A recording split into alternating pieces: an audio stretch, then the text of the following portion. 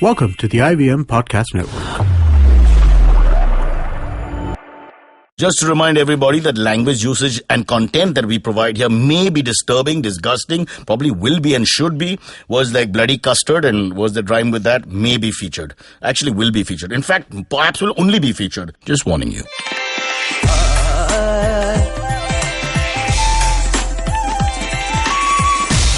You're listening to Cyrus Says.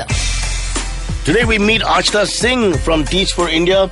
Very interesting personality who's helping young minds grow, which means she's here to help me. It's pretty simple. If you have the philosophy, follow the guide.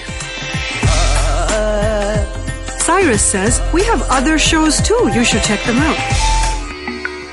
Now, if you want to listen to some brilliant indie music from all over the country, it's really simple. You can find me on Made in India. That's madeinindia.in. My name is May, and it's spelled M-A-E-D. Now, I've had some great artists on the show, including the likes of Nikhil D'Souza, The Cognac Net, Last Remaining Light, Tejas Menon, The Other People, Alicia Pays, Lakshmi Baum, Vasudha Sharma, Ankur Tiwari, and so many more.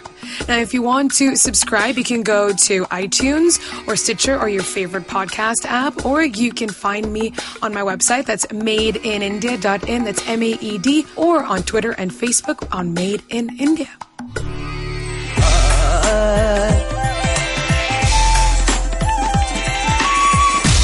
You're listening to Cyrus Says. Welcome to Cyrus Says, and another painful week in my life has gone by in which I've discovered another stupid thing in India. Now, this is really stupid. It's called a phone in a lift. Now, you tell me, when you're in a lift and you see a phone in the lift, have you ever tried to actually operate the phone?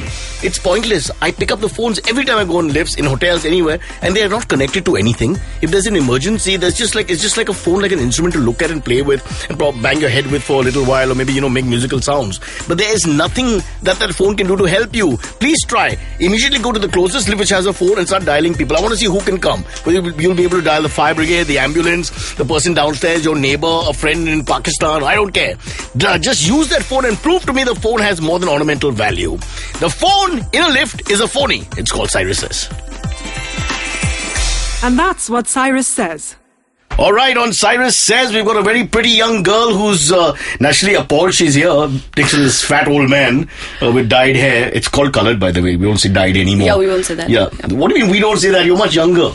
You're being patronizing. No, but you're generalizing. Call me Chacha, make me comfortable. Aastha Singh is her name, and before I start making silly digs and comments, and before she takes off her chappal and rightfully hits me on my head twice every 5 seconds, which is normally the way we conduct interviews here, let me introduce Aastha. Now, the problem is that we have a research team of 40 people, as you've seen, Aastha, and they correct a lot of information and all that. Right. But my eyes are now failing, as is most of my body parts, and so I'm going to take a long time to get to the point. So I'm going to just have to ask you to help me with the references. First and foremost, let's start with where you are right now. Teach for India. Right. Or just give us a little background. It's obviously you're imparting knowledge to young children. Yes. All right. So my name, as Cyrus just told, is Aastha Singh. I'm a 2015 fellow with Teach for India. One sec. You can't be a fellow. You're a fellie. Okay. Okay, be a fellow. I just talked about that phony phone in the lift, and now I'm lying again. You're clearly a lady. All right. Listen, I'm going to interrupt you for no reason all the time. You have to ignore me like a pesky fly and just speak whenever you want to. That's okay. And if you want, you can give me a sign, not using your middle finger, any other finger, for me to shut up. Okay. Okay. Normally, the guests like to put their two front fingers and thumbs together, make a triangle. If you want to do that. Okay. So currently I'm teaching grades 7th and 9th in a school called Sri Ram Vidya Mandir. It's a low-income private school in Kandivali East. Right. I'm teaching them social studies and English. Right. That's all I've been doing for the last 8 to 9 months now. Yeah, Kandivali East is where that painter's wife's body was found, by the way. For those who don't know from outside Mumbai. I thought there was some lawyer's wife also. The lawyer and the wife. We'll get the name since we're art critics ourselves. Within a few minutes it'll come back to me. Sorry to digress, but coming back to you. So you're teaching in this, what is a low-income school exactly? So a low-income private school is... low in terms of its infrastructure, the academic fee that comes from the student, the fundings which is coming to the school.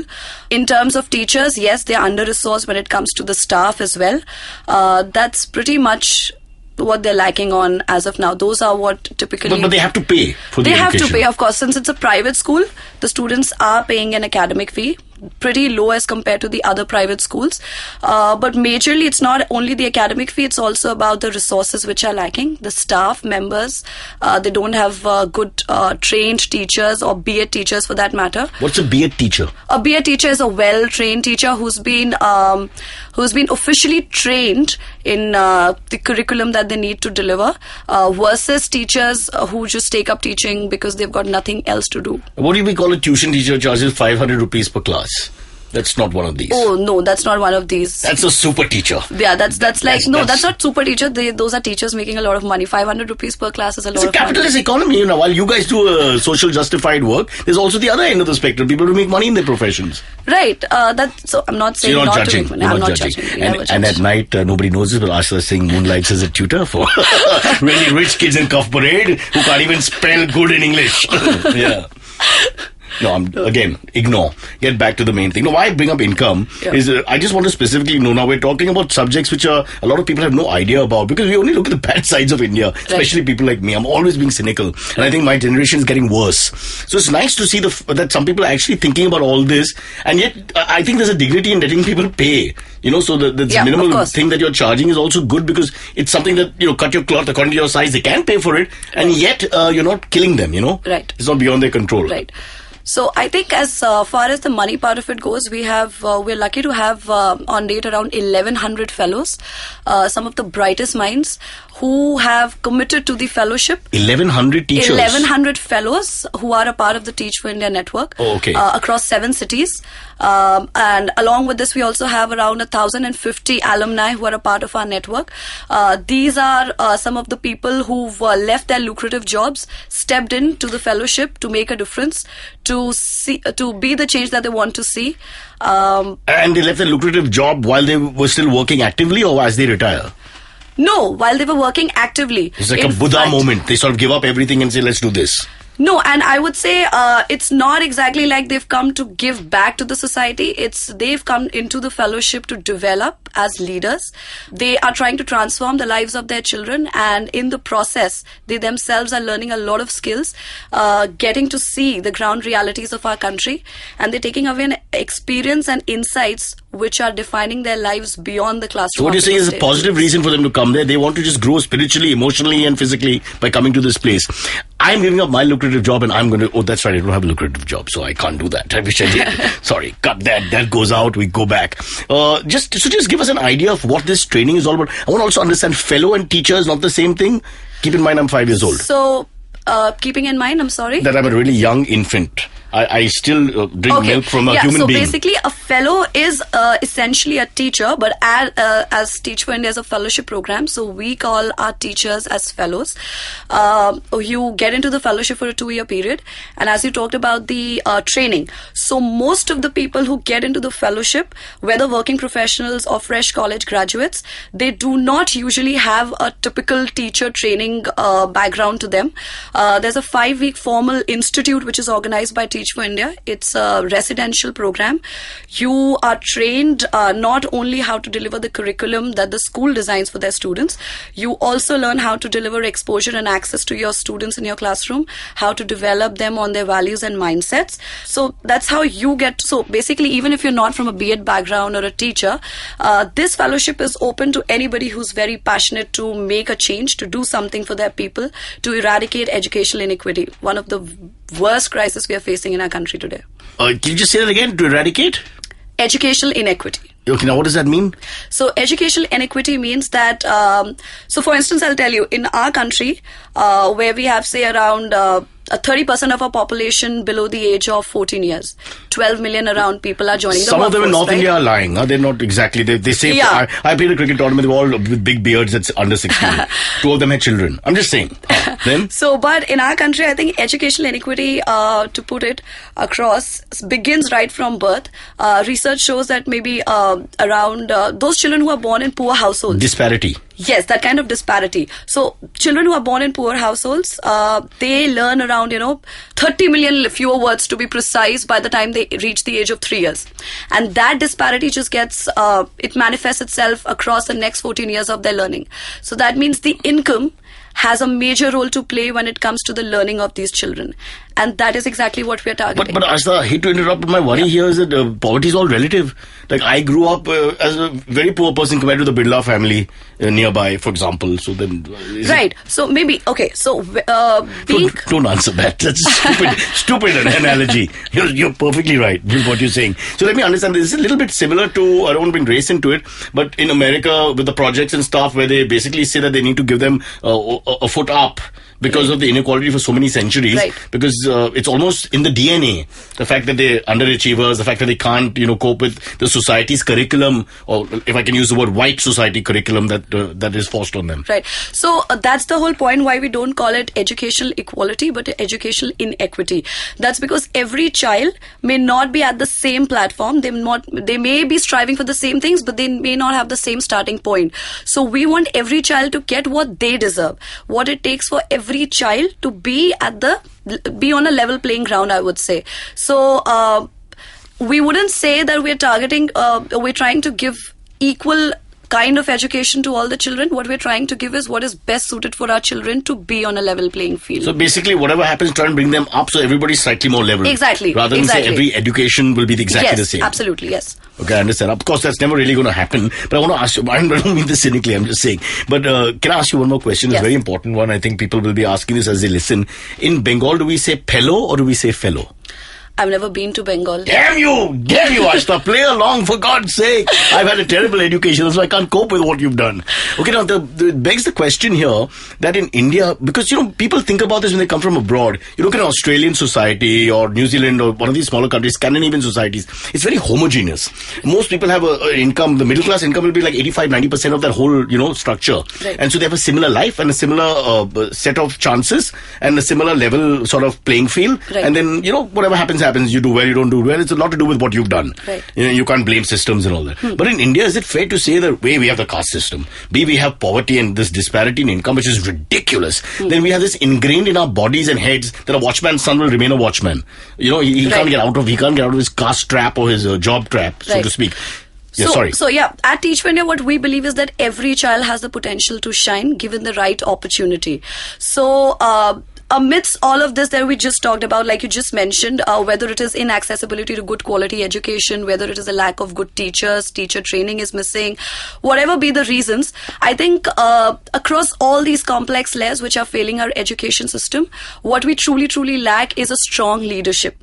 And that is what Teach for India aims at. We aim at bringing the best and the most promising minds into our classrooms who can embark upon a leadership development journey. And that's exactly what we tell our fellows. When we get into the fellowship, you're already... So they have to be really inspiring figures, basically. Exactly. So... Not like the teachers we were used to growing up. Exactly. Many of whom you don't remember because they came with the same monotone, gave you some notes, you went to sleep, then you Xerox the notes, and then let's not lie. Generation of generation done the same thing. So you're talking about these out-of-the-box teachers who are sort of like revolutionaries. So these are they may not really be out-of-the-box teachers when they actually join the fellowship. They are just people who are very passionate about driving change in the society. But the 5-week institute that you go through, then later the kind of mentorship that you undergo with your program manager, then there are city conferences, a lot of training keeps happening.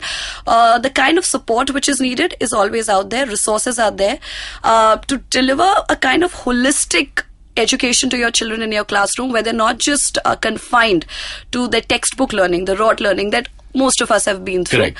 In fact, what we try and get to the classes, in fact, even at Teach for India, I would say that even academics is divided into 2 major branches, which is rigor and the culture of achievement.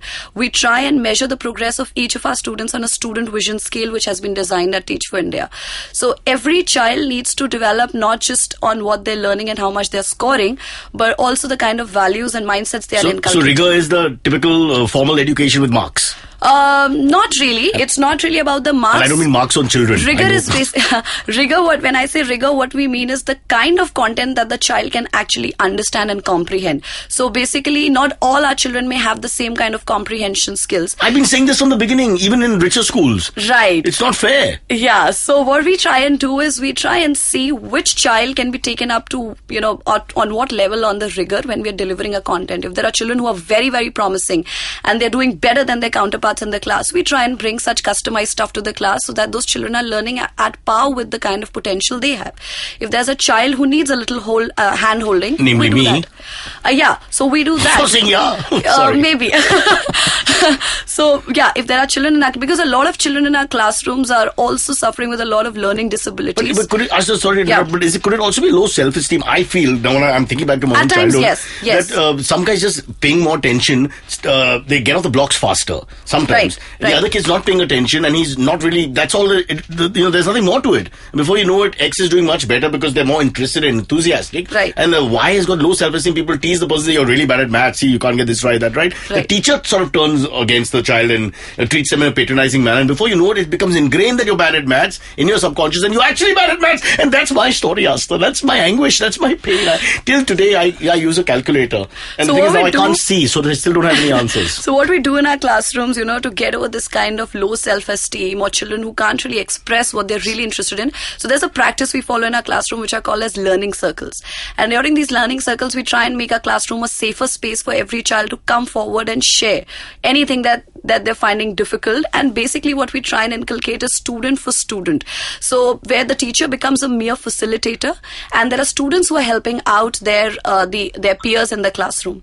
That's exactly one of the very interesting stories that I'll share with you as a student of ours, Aman Singh. And you're not making this up? No, it's a true story. And swear. It's a true story. Will you swear on my bald pate? Aastha, please, tell the truth. I can swear on whatever you want. Okay, fine. I want you to swear on our engineer Pratik's head. He's got a ponytail and he's 46 years old. He doesn't know how stupid it looks. So just swear on the ponytail. He's 46, okay. He's 46. Young. Listen, if you color your hair, you're 46 for life. Don't worry about it. Now, again, I'm interrupting you, but let's get back to the whole so I was sharing the story of one of our students. Aman Singh. So Aman Singh belongs to this low-income Khadi community of Borewali, one of our Teach for India students. He not only got a full scholarship from BMC, he was one of the top 10 students who got that. BMC as in? The Bombay Municipal Corporation. Why would you want to go there? No, it actually offers I'm having a heart scholarship. attack. How can you take those words? So BMC offers you... The only three-letter word I hate more than BMC is MTV. Okay, sorry, go on. So BMC offers you a scholarship, and this child not only was amongst the top 10 rankers who got it, but apart from that, this child started organizing learning circles in his community. How old was he? He was... I think 8 or... What are you saying? And only 8? No, I'm not always sure about the age. I won't lie. He says he was 8, but he's an Indian. So maybe. And then the story is not for this year, so I'm not really sure about his current age. Let's anyway. make him 9 because I don't want to make him older. It just sounds like a genius for the sake of the story. And we're not taking away from the story by doing that. Yeah. Amit Singh, just 9 years old. Aman. His brother Amit was 9. Aman was 8. Let's be clear, he was 8, yeah. Okay. So this child started organizing learning circles in his own community because he thought there were a lot of students who couldn't make it to the classrooms. And that's where these children started coming out with issues they were facing, etc. The children in the community started finding solutions to each other's problems.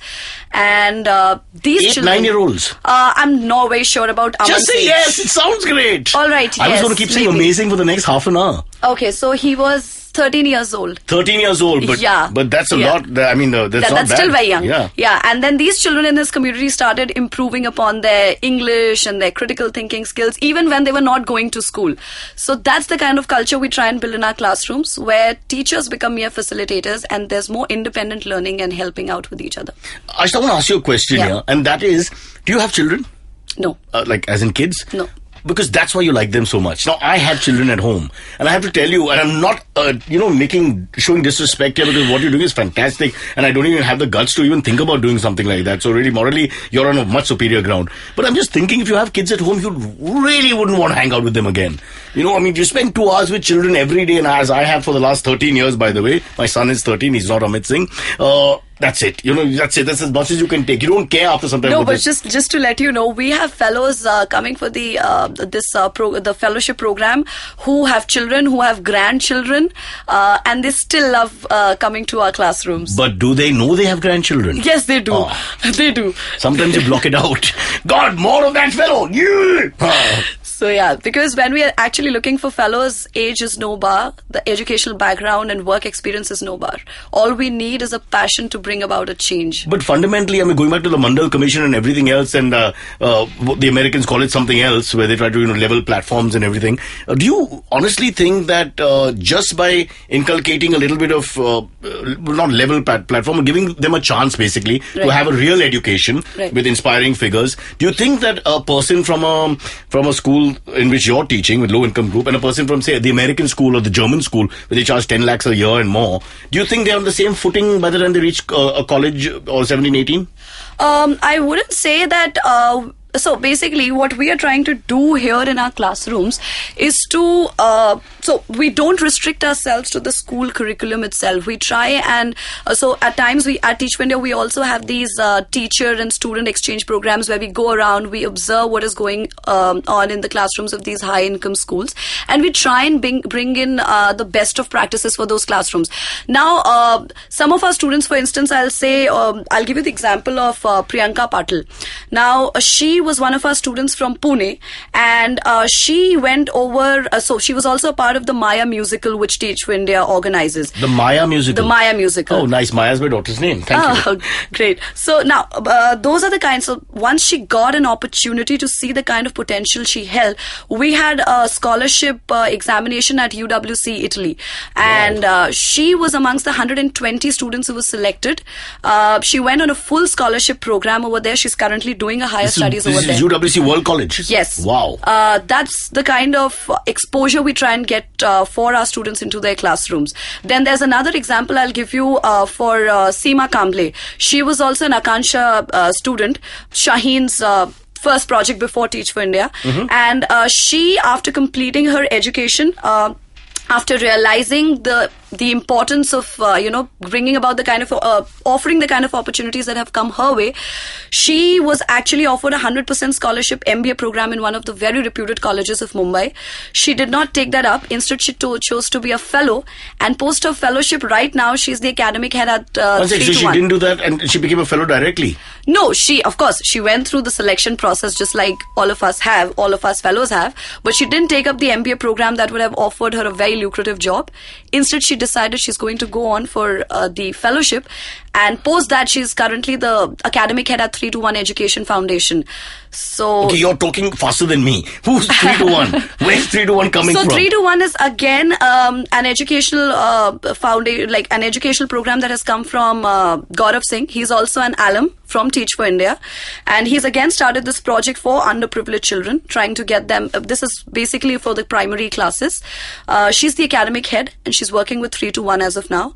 So these were two stories that I was trying to tell you, that given the right kind of opportunities, our children can actually not just match, but in fact surpass some of the children who are coming from those high income backgrounds. I think we should put these guys out for Padma Bhushans and Padma Vibhushans. Sometimes I feel the celebrities with lots of money, don't really need that. This is nice stories, and I think it's also good that the fact that the guys from the same neighborhood come back to the same neighborhood and sort of pull people up and say, hey, look, I've done it, you can follow me.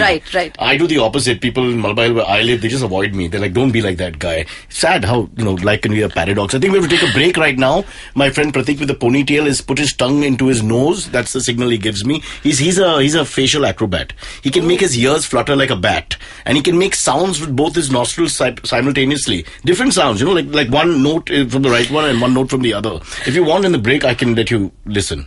Sure. Listen, don't look unkindly at us. You're doing great work, but so is he. I mean, he gets up in the morning, he does his ponytail, then he brushes, then he flosses. Sometimes he uses the toilet. Sometimes he believes he can just, this is Mumbai, so, any point, any place is fine. But, also respect him. Respect him. Pratik, we respect you. We respect you and we love you. All right, we'll take a break. We'll come back and we'll talk more personally. What's interesting is to find out how upper middle class, one-time children suddenly decide to go into the big bad world. You're raised to, be an overachiever, make lots of money, blah, blah, blah. Let's face it, that's the package we have growing up. And then you turn around and you decide to help school children who, are so far away from your real life growing up, for example. We'll come back and talk some more. We'll leave you with this sound. This is Pratik shaving. Cyrus says, stop picking your nose, listen to this ad. Hi, I'm Amit Gurbaksani. I'm Purva Mehra. And I'm Pranuti Datta. And we're from a city website called The Daily Pow. And we have a new podcast called The Powcast. So you can listen to us on the Indus Rock SoundCloud page as well as iTunes, Stitcher, and TuneIn.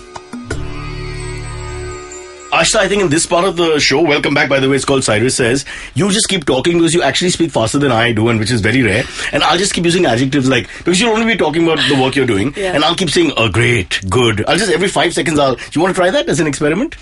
So, tell us a little bit about the work you're doing. All right, so good. I'm... Great. That's fantastic. Go on. So, yeah, like I told you before, Wonderful. I'm a 2015 fellow with Teach for India. I'm teaching grades 7th no and words. 9th. I want to clap now.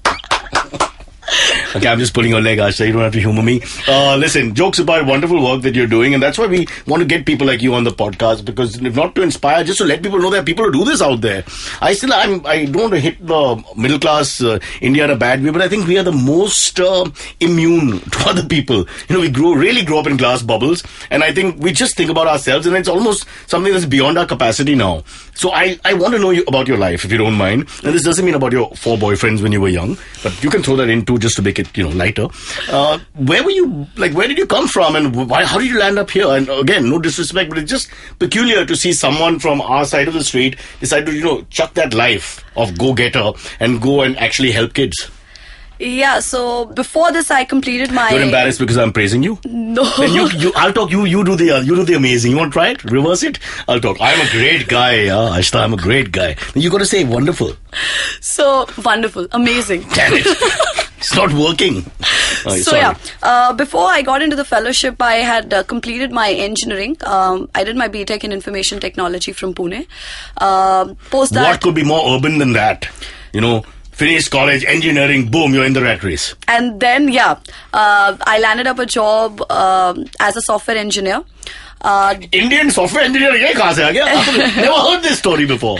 And then, yes, most of us, once we get our software engineering jobs or other IT sector jobs, we start wondering if this is what we actually wanted to do. What the hell are you doing here? Exactly. After 25 years, damn. And that's exactly what happened to me. There was nothing which was motivating me to get back to that desk every morning. I wanted to make some difference, do some work which is more consequential, which is more lively, which is affecting lives directly. And that's when I came across the fellowship program. I read about some of the stories, looked at their work, read through the FAQs but did again and again. you have like what I call the Buddha moment where, enlightenment dawned and you're like, I want to do this? Not really, because I never looked upon the fellowship as some kind of charity, some kind of giving back. I came here with so when I read through the program, I found that it was a very two-way process. I was giving and I was receiving, and this is for anybody who would want to get into the fellowship. There is no charity. But who introduced you to the program? You're sitting there on your desk, installing software and things like that. No, I was like all these days when I was back home after the office, I used to This is in Mumbai, right? No, that was in Pune. And I used to start browsing and start looking for all other those pubs and all those young men and all that. Just turn your back on all that.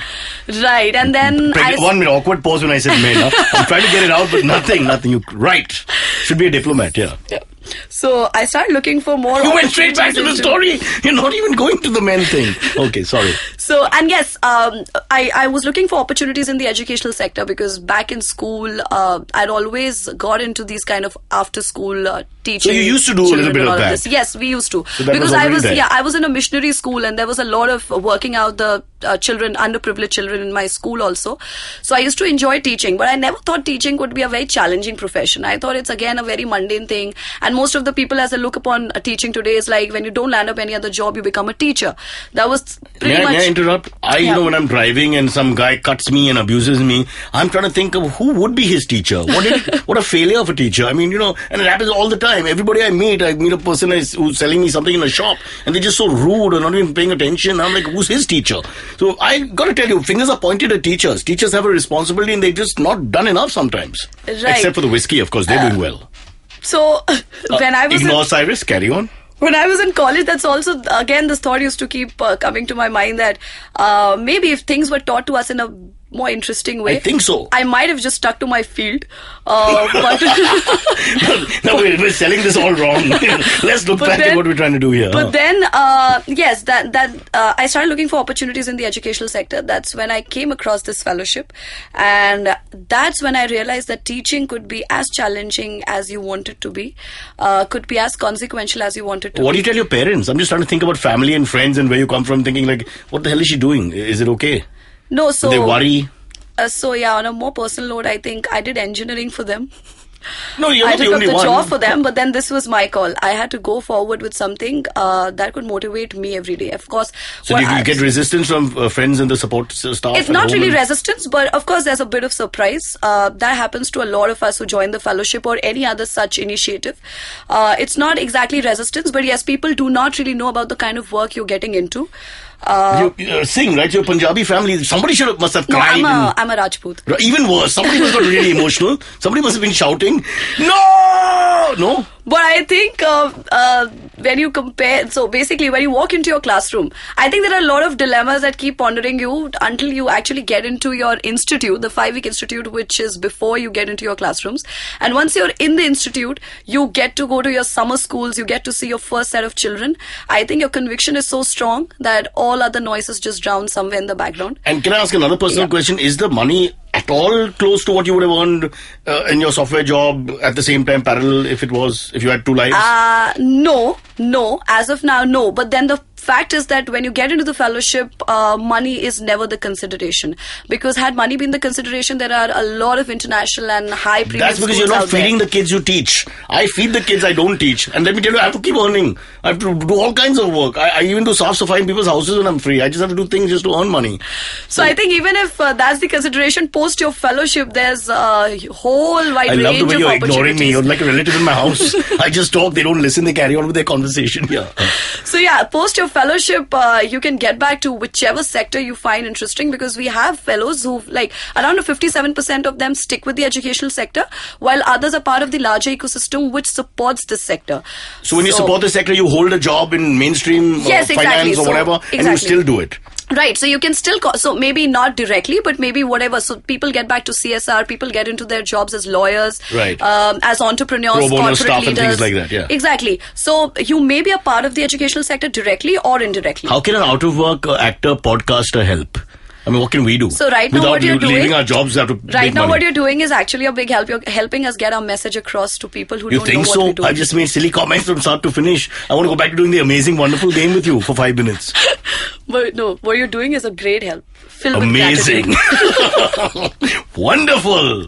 I'm counting 3 in my head and hitting the adjective. I think it'll work. It's like a rhythm thing. Okay, back to the whole story. Yeah. I know we're making light of it, but the fact of the matter is, are there enough people doing this? Let's not look at it negatively. Are there more and more people saying, hey, what the hell, I need to do this.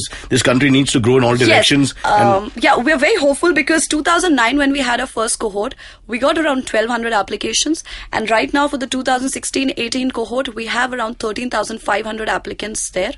13,500 pan-India? 13,500, yes, pan-India. Okay. And that's why we are really, really hopeful that we are trying to create the kind of change we... How do you decide, sorry to interrupt, how do you decide yes or no?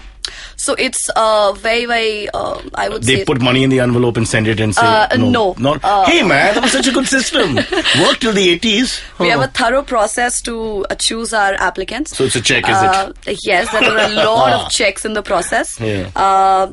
Even post, like after you get into your fellowship, there are a lot of checks which are there. I won't really call them checks, but then... Are there many stories like yours? People who, from this side of the street who take a, who just leave cushy jobs which they were trained to do? Many stories are out there. Many stories are out there. That's amazing. Yep. This time I'm actually meaning it. For instance, I'll share a story with you. So we have, in the past, we had a fellow, Anu Parekh. He had done his graduation from Worcester College in Ohio, and he came down for the fellowship, did his 2-year fellowship, and post that he decided to stay back with an underpaying municipal school. He said he's not going to leave his children who need him more than anything, and he said people have this whole conception of looking upon teachers as the Jhola Chhap Masterjis. Exactly. But he said, I am here to inspire 40-50 lives every year, and in my entire life, if I can even change the lives of say 4 or 5 students, I'll feel that my purpose has been, it's been served. So those are the kind of fellows we've had. And we look forward to having I more like his such. story except for his name, Anu. Anup. Oh, it's Anup. Because when it's Anu, I always think it's a girl. I dated a girl called Anu once, and I can't get it out of my head. I've got this gender problem. I need to grow. Okay, Aastha, before we wind up, we need to talk about you personally a little bit more. We're just staying on topic, which is good. But what about you as a person? Is this where you always saw yourself? I mean, you suddenly landed up in this line. Tell us about you. I think so initially I won't say that there was so much of clarity that this is what I want to do. When I read about the fellowship, I was really, really interested in joining the fellowship. When I got into the institute, I started enjoying the process. Now when I walk into my classroom, I feel motivated. I feel I'm growing every single day. What about your friends from the other life? You also have another life. Right, I've seen you at discos. I've seen you, with a drink in your hand, and I'm like, come on, Aastha, stop, stand straight. No, I'm kidding. So what about all those people? Are they supportive? Are they stunned? Because, like I said, we have a uniform growth in middle class India where we all come from the same mindset. The interesting part is a lot of my friends, juniors from school and college, have now started getting in touch with me, and they keep asking me questions like, okay, I also want to get on board for a fellowship like this. How do I do it? So I think the whole point which is missing right now is that we need to actually get our work across to the people. So people still feel, they have their own doubts in head. They feel this is just like any other teaching job. It may not be very challenging. What is there in there for me? What do I do post fellowship? So those are the kind of doubts. I think no one wants to. It's difficult taking it seriously as a full-time job. Right, exactly. For me, I'm a little worried about that. I wouldn't mind helping if I don't have to leave my air-conditioned house, right, and if I can wear nothing. Of course, don't scare the kids by telling them that. But I'm saying that effort and then no sort of profit. That's difficult to get around. So I think what people also feel a lot of times is like, will their work actually make a difference? The situation, the crisis that we are facing. Why should they actually leave their job and get into a thing like this where they feel it's not really consequential? But what I would want the people to know is that across these years of operation since 2009, we've impacted around 38,000 children. And we are still having such more children looking forward to their You didn't even let me say amazing. When you say 38,000 children, even let me say amazing. Okay, go on. So yeah, we've impacted around 38,000 children. We are still waiting for some more promising Does the fellows government to get help? on board. Does the government come on board? Not they do not I won't say directly, but then they're out there in terms of, so for example, if I tell you there's Madhukar who's been a Teach for India fellow. Right now he's heading the Pune Action Task Force in Pune, of course, and there he's working in collaboration. So he's actually working with the help of the government to eradicate this problem of educational inequity. So they're very helpful. The government puts money into these projects? How do they help? No, they don't really put in money, but then they do help us. They come and cut the ribbon. Not really. So they help us with don't even cut the ribbon. They help us with the teacher trainings. They help us with the exchange programs. Sometimes our fellows How do they help? I don't understand. They get the teachers here? No. So our teachers get to work with their trained, I would say professionally B.Ed trained teachers. We get to shadow them, see the kind of work they are doing. Since we don't have a B.Ed, most of us don't really come with a B.Ed degree into the fellowship. Also, you get to work as, you get to shadow the educational policy people. You get to research with them. So those are the kind of supports that they're extending to us. Are you happy with our Education Minister Smriti Irani? Long pause. Oof. I'm going to put 4 amazings in there. Later on, I'll just dub it. Amazing. No comments. Oh, so that means, Smriti, you got to work harder. You didn't grow up watching Saas Bhi Kabhi Bahu Thi, my favorite serial. That can teach you a lot. See 2 episodes of that and you know everything about India and bad lighting. That's a technical issue. No, but now I just want to talk a little bit about yourself, if we can freewheel for 5 minutes and say, so what do you like outside this zeal that you have, almost prophet-like to... I love watching films. Oh, that came quick. All right. That's mostly what I'm doing when I'm not in the classroom. I don't have a city conference or a meeting or a learning circle to attend. Mostly I'm watching films. Well, what is your status exactly? What is your title back in the fellowship? It's called, so I'm a fellow. You're not a fellow. I'm a moron, but even I know you're a girl. Come on. Let's start again. So what is your title in the fellowship? No, so there's no gender discrimination. If you say fellow, I'm going to choke myself to death. We're all fellows here. No gender discrimination. This doesn't work. Yeah, people are different. Look at the way we pee. It's so different. I had a sister growing up. But we teach the same way, so we're all fellows. Facing the class. I mean, that's about it. I hope. No. Yeah. The kind of so you're a fellow, but you're high up in the hierarchy, aren't you? So first of all, there's no hierarchy in Teach for India. It's a completely communist thing. flat organization. There's no boss culture.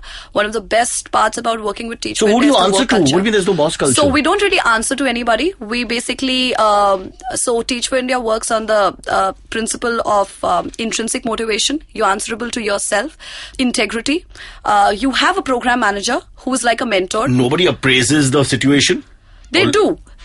So you Who's have that person? That person so your immediate person is going to be, or your go-to person is going to be your program manager. They are fellows, of course. They've been past fellows. Post their fellowship, some of them take up the role of the program managers. They are like your mentors. So they're seniors in a sense.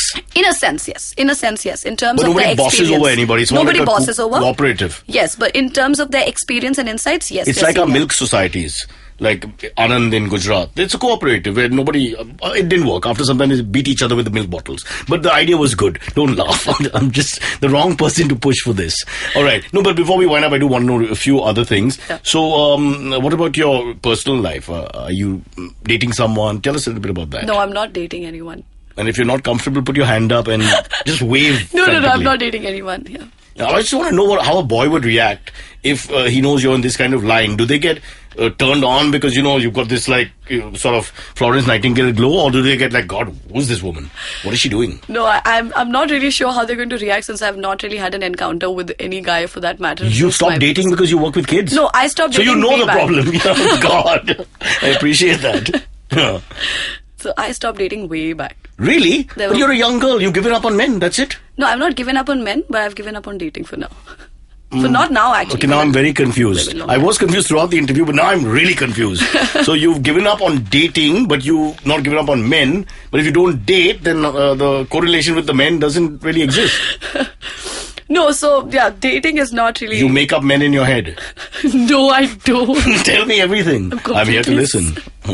I'm a completely sane person. I don't make up men in my head. But never really felt the need to. Didn't also have the time to. When I was in college, there was too much to study. Post-college, there were other things to figure out. One day we'll be old. Aastha, you're going too slow. Yeah, but suddenly you're 55 and you'll be like me. Everything's falling out of your body. The whole purpose of being on earth was not to date. For me, at least. Damn it! Why didn't someone tell me? I've spent 44 years doing this and now I have to go back to teaching. I can't believe it. No, I started pulling your leg, but you're a wonderful person and doing great work. Let's not muck around about that. And honestly, I think it takes a lot of courage, firstly. Because again, I'm thinking from where we come from, and I hate to keep putting you in the same thing, but it is middle class India has a sameness about it, and we're all brought up the same way. And the fact to turn your head on corporate India, and where you were probably would have achieved great things because good student, blah blah blah, and to go into an unknown territory and help people, all you're getting is that that feeling of I'm helping the community. Beyond that, there's not much more. So kudos and well done. And we will contribute by playing your favorite song, but not on this podcast because we don't do that. Okay. We'll just play it when we go home. So, just... the more things you want to say, right? The last few words... Please do! Yes. And this time I will interject with amazing. And go. So, yeah, I like to use this opportunity to reach out to all those people who want to be the change that they want to see. I'd invite you to come forward and join the movement. Bring about a change. Stand for your people, for your country. Please log on to www.teachforindia.org. Join the movement and bring the change. TeachForIndia.org. Yes. Okay, not very difficult. TeachForIndia.org. We'll keep plugging it. I'll even plug it before by some strange technological device that we can use. All right. Yeah, you need more hands on deck. That's the main problem. Exactly, yes. Because more and more people, the better. Yes. And, of course, the reward at the end. I want to ask you one last question actually before we go into what is called the EMA. Speaking of teachers, who do you think were the people who in ISIS, who do you think would be their teachers? Long pause. I'm just thinking, because somebody taught them something and then, then they want to kill people and, No, you don't want to defend that. All right. You want to edit that question forever and never be asked that again, along with the male question. Listen, Aastha, I'm sorry. I think I'm just so immature that I have a mature gene and an immature gene fighting at the same time. And you know who's winning. But thank you. You've been wonderful. And I hope you, spread this education cheer, not just in Mumbai, but all across India and beyond. Right. After all, children are innocent and global and smelly and need to be cleaned. And if you have them, put clothes on them. I hate Nanga children. I just don't feel comfortable. Just to tell you, if you want to join this Teach for India movement, it's very simple. Just log on to www.teachforindia.org. That's www.teachforindia.org.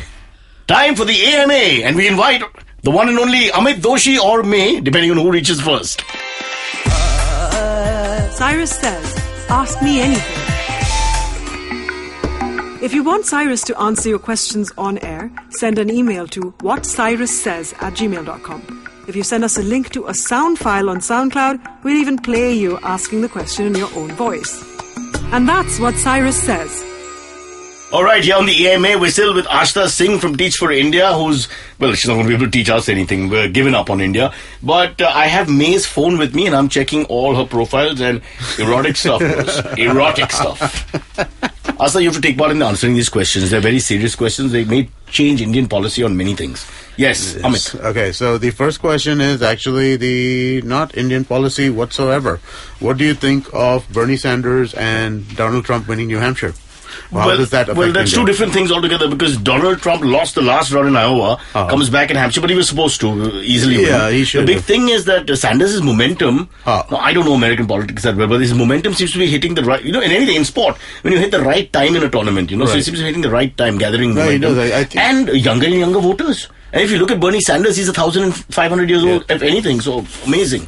Yeah, it is kind of crazy, right? Aastha, any interest in American politics? No, I'm not really following the election. Let me teach you then, Teach for India, about American politics. America has two parties, generally speaking. One is the Democrats and the other one. That's enough. No, but I think it's actually kind of interesting, right? I mean, like, that both of these guys are winning in New Hampshire right now. It kind of is... You're looking at the right-wing Democrat, is it? No, it's not really right-wing, right? I mean, like, it's actually both of them, what do they have in common, right? Nativism. Yeah. Nativism. Nativism, is it? I mean, like, yeah, they're both kind of... Racism, let's call it. Not racism, but nativism. Latent right? I mean, like, racism. It's like America over everything kind of attitude. Nationalism, that used to be called. It wasn't a problem in the old days. Well, yeah, so, but I mean, like, that's something I think... No, but the big problem here for me, Aastha, please jump in at any point, is that Hillary was supposed to be like a one-horse race. Yeah. And you name your horse Hillary, she should win, because it's a difficult thing to pronounce. No, but dude, a lot of people don't like Hillary. Just don't I think she's not telegenic enough. And I think America's all about the visual. It's not But then just- look at Bernie yeah. Sanders. He looks like a guy in a McDonald's commercial who's just finished eating. But he comes across as an old guy, right? He's like... I think he just seems more sincere. He does. I think people have hated Hillary since like the I heard 90s, that right? if Namo stands, he'll win. Namo wins everything. Yeah, he'll win easily. He wins He's anywhere in everything. America more than in India. Somebody call Namo's office, send him to America for the elections. It's November, right? Aastha, you're not contributing. You just teach young minds. Old minds you give up on. Amit.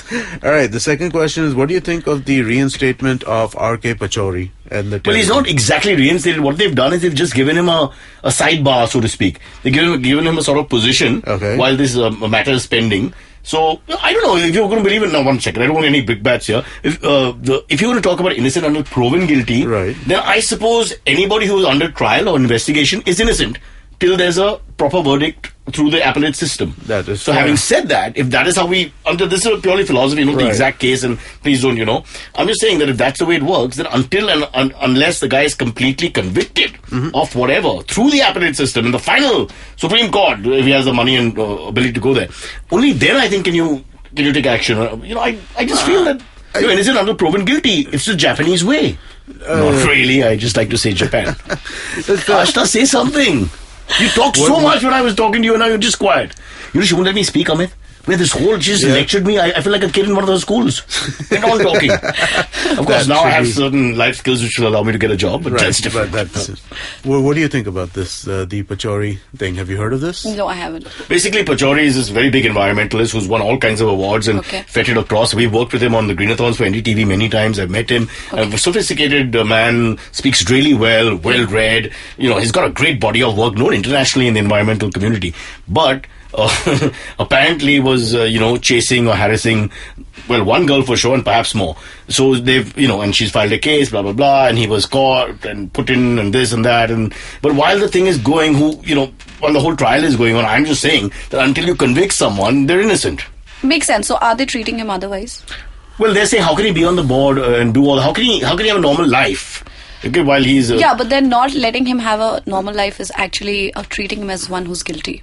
That's what. No, but there needs to be some sort of time constraint on this, right? This thing's been going on for like 2 It's a years. democracy. This comes with democracy, brother. I'm saying But that. I mean, it's not. This is. We're not talking about The same thing with Tarun Tejpal, if you ask me. But Tarun Tejpal is a criminal complaint, right? I mean, like this, there might be a criminal complaint element to this, but this is also Harassment is a criminal complaint. There's also the sexual harassment, the corporate, the bodies and the bodies policies, right? I mean, like the policy But then of the what body if itself. he is actually in a capacity where he can alter the He process, is. can actually meddle with the process? It's a tough one. It's too high profile a case. I can't see that. Yeah, no, getting into specifics is difficult, right? Yeah, I mean, like, yeah. because the specifics matter for these kinds of things, and we don't know what exactly those specifics are. But it just it feels kind of insane to me that. Anyway, so they've reinstated him as not in his original position. Right. It's almost like a sort of standby position till such a time as this whole process is seen through. So I think from a corporate point of view and a philosophical point of view, you're just following without any emotional thought a legal process saying that, okay, this is going on, so you're on standby. If you're innocent, you're reinstated. If you're guilty, you go to jail or whatever. Right. Yeah, okay. I guess that's where we... Listen, Aastha went to sleep on the last question. Okay. I had such a dynamic person in front of me for the first 80% of the show. You come with your silly questions. All right, so and look what you've done. Let me ask you this final question then. Go What ahead. do you think of the Jalwa resurgence? We're getting a lot of tweets about your Jalwa appearance. People want to see It's pictures. 1985 or something, But brother. nobody knew about this, man. I mean, like, after It's it older came than the up- independence. After Oh, it came up in 1985. I that wasn't show even with born. Anirudh. She wasn't even born. After it came up in that show with Anirudh, after that people have been asking about, what about, can you find me screenshots? मैं of Mapusa Cyrus market Jalwa? चला गया था दीदी तुम्हें याद नहीं आज राखी है I'm sorry and then I had to call Archana Puran Singh. That's the line. That's the line? Yeah. All right. So you play Archana Puran Singh's brother, is that? Well, I was 14, so if I played anything else, it would be court cases. That was the role. Okay, now I know who you are. Yeah, I couldn't figure out. It's who not you a were. great role. It's a small role. At 3 scenes, we shot in Goa for 2 weekends. I Okay. got to learn how to play pool with Nasiruddin Shah. Okay. And it was fun. Well, it was No, very young. I find it very amusing how people are so kind Listen, of shocked Sylvester by it. Stallone had a pornographic past. That He is was true. forced to do a porn film. That The is Italian stallion to make money to become a real, a more conventional actor. And I had the same story, but except his is better, his story. I had Jalwa, he had porn. At least porn you can respect. That's it. We're done. That's it. Aastha Singh, thank you so much. More power to you. Thank you. Bye-bye. On your way out, please tip Pratik.